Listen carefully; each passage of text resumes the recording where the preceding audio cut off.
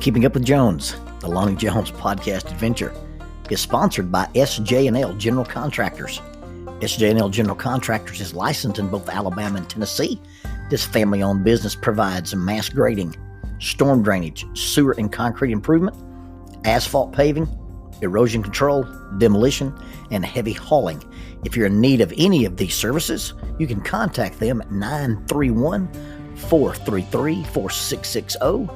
That is 931-433-4660.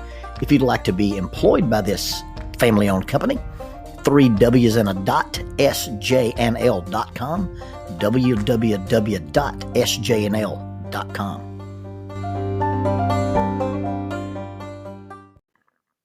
I was given a letter of recommendation to allow me to attend a vertical access class. This was a class going to be taught exclusively to tactical operators, and I was going to be allowed to attend the thing as a civilian. I was super excited about it. We're going to spend 3 or 4 days at a training compound in Tuscaloosa County, and we're going to do some really neat stuff with ropes. We're going to be rappelling in the urban environment. We're going to be rappelling out in the woods. We're going to have to rig rappels so that when you got to the bottom, you could retrieve your rope. You can do that with a double rope setup, or you can do it with an equivocation hitch. In one scenario, we're going to rappel down and have to lock off and engage targets downrange with a rifle, and then transition to a pistol, all of this while hanging on the side of a building suspended by a rope. In one of the practical scenarios, we were supposed to access the top of a building and insert a team into a window to do a takedown. I was not part of the takedown team, but the group that I was working with had selected me to be the rig master. So I got to set up all the anchors. I got to preset all the ropes, and then I was supervising my team as they rappelled in.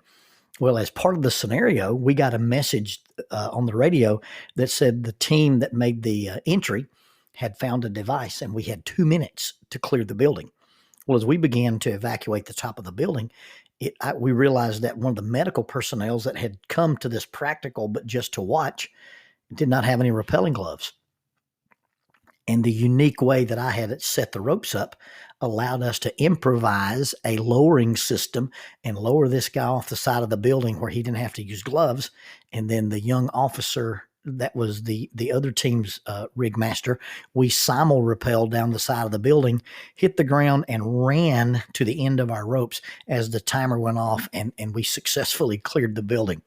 The guy that I bunked with was a jungle survival expert. I remember calling Jackie on the phone and saying, hey, this dude, goes down to South America a couple of times a year and teaches jungle survival. And there was another guy there with one of those high-speed, low-profile helmets with night vision. And I was with some really serious dudes. And I was a little starstruck, I guess you should say, that I was just there as this, civilian, particularly a middle-aged civilian in this elite company. And I would tell Jackie every night what somebody had done or what somebody had said or what somebody's equipment looked like. And I just felt a little bit out of my league there. Well, after we got home, and they sent me a group picture of the class. And it was the day that we had crossed a river using our ropes and then had done an envelopment on a guy in the woods and had to rappel down to him. Really, really neat exercise. And so we were standing there in front of this stream, and we were in our camouflage outfits, and it was a group picture.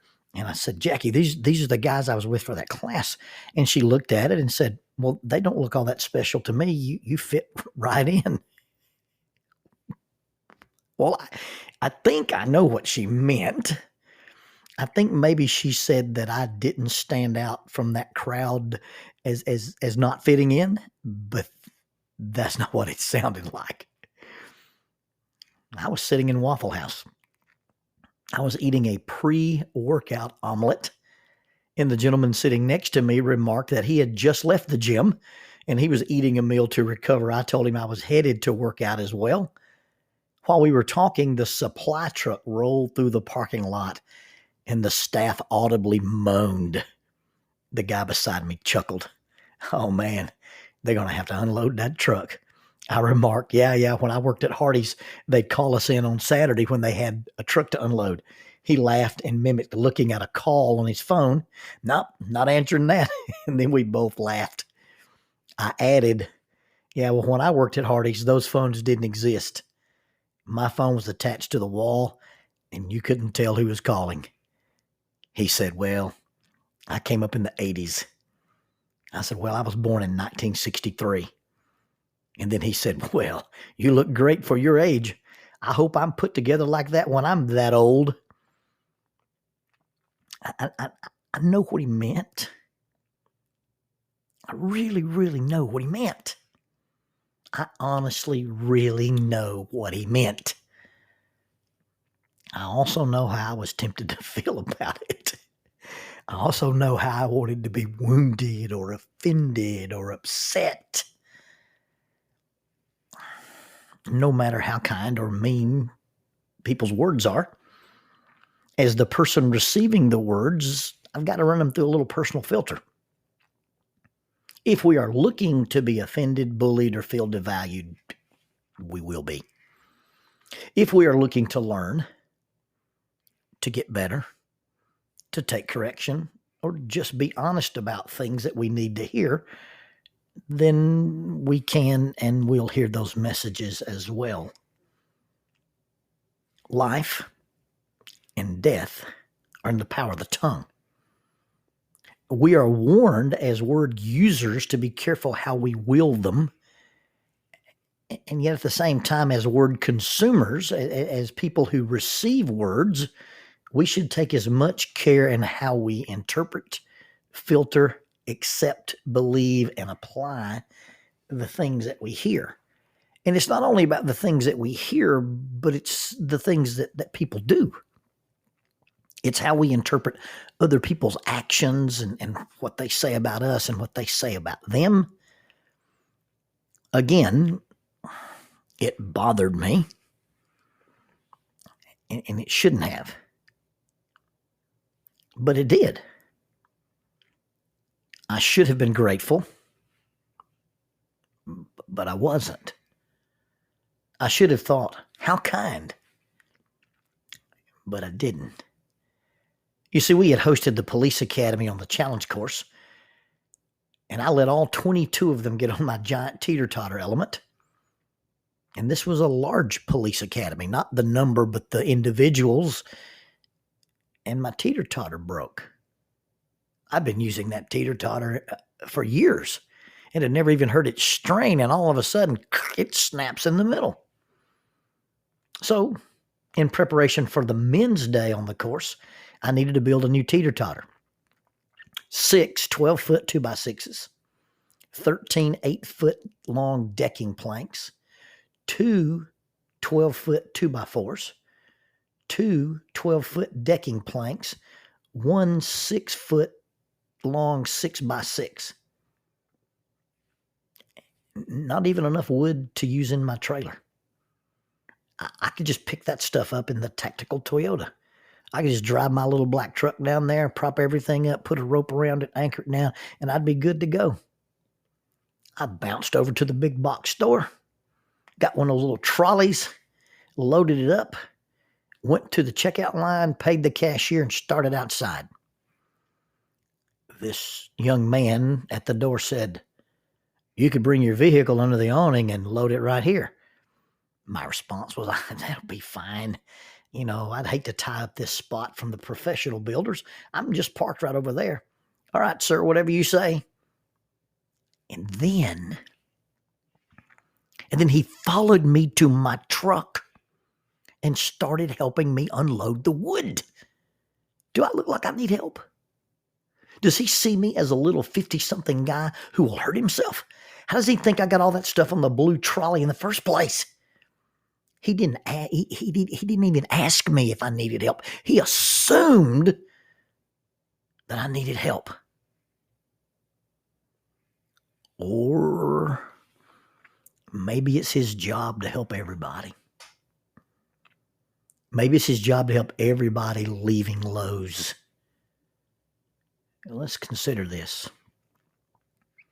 Maybe someone offers to help, to visit, to pray, to tend to the baby, to carry a burden, to bring some food, to call and ask where you've been, those actions actually say very little about you and something about them. They care, they are concerned, they are kind. It doesn't have to make them insulting or busybodies or know-it-alls or intrusive. But you know what? Maybe it does say something about you. Maybe it says you are valued, you are loved, you are thought about, you are cared about. I'm doing my best with a team of individuals to introduce peer support to our local police department. And what we're doing with the peer support is trying to give each other permission to ask for and offer help with the same amount of ease. It's called being interdependent.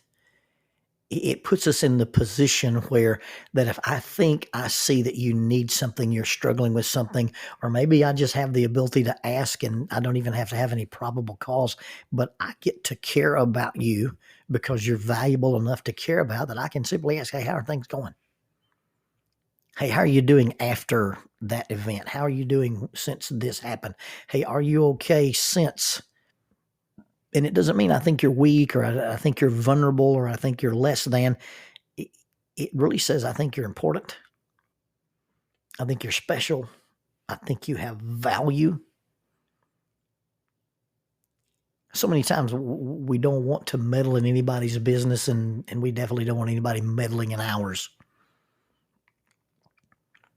I remember as a foolish young man being involved in a relationship I should not have been involved in.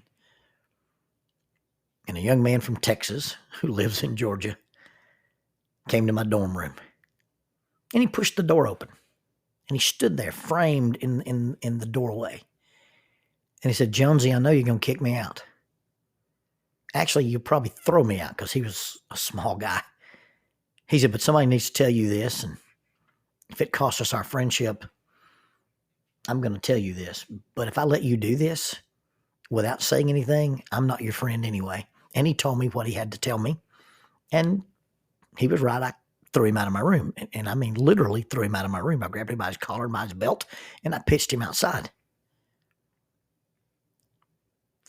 I broke up with that girl the next week because somebody cared enough about me to say, hey, I think you're making a bad decision here. Somebody cared enough about me to say, hey, this is not the path you want to be on. Somebody cared enough and had paid enough attention about who I said I was and where I said I wanted to be and what I said I wanted to accomplish. And they said, this is not the path. This is not the way there. And I care enough about you to insert myself in it. And it wasn't insulting and it wasn't intrusive. It did make me a little mad, but it only made me mad because it was true.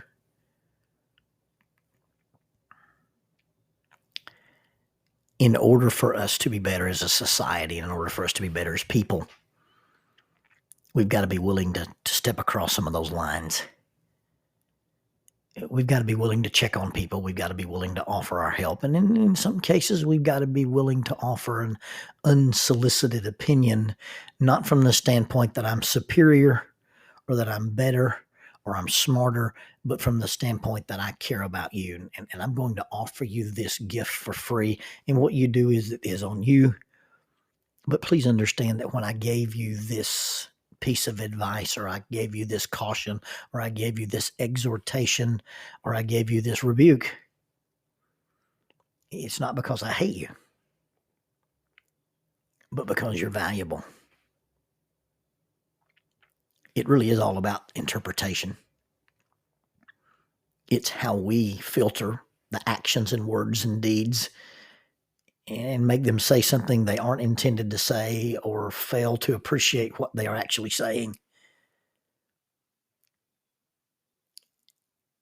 If you see something and you know that it leads to disaster, and you don't say something, did you really do anybody any favors?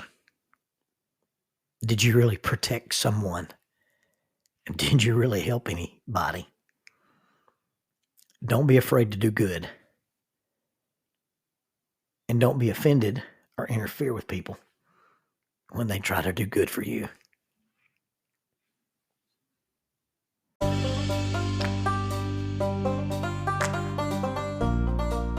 Keeping Up with Jones, the Lonnie Jones podcast adventure, is sponsored by Erupt. Erupt is the underground youth rally from the Volcano Room deep inside Cumberland Caverns. It's an annual event. This year it takes place October 24th at 6 p.m. It will be broadcast from their YouTube page. The speaker is Austin Johnson. His theme is Deeper. For more information, contact them at eruptyouithrally@gmail.com. That's eruptyouithrally@gmail.com, or look at their website, 3 W's and a dot, eruptyouithrally.com, www.eruptyouithrally.com.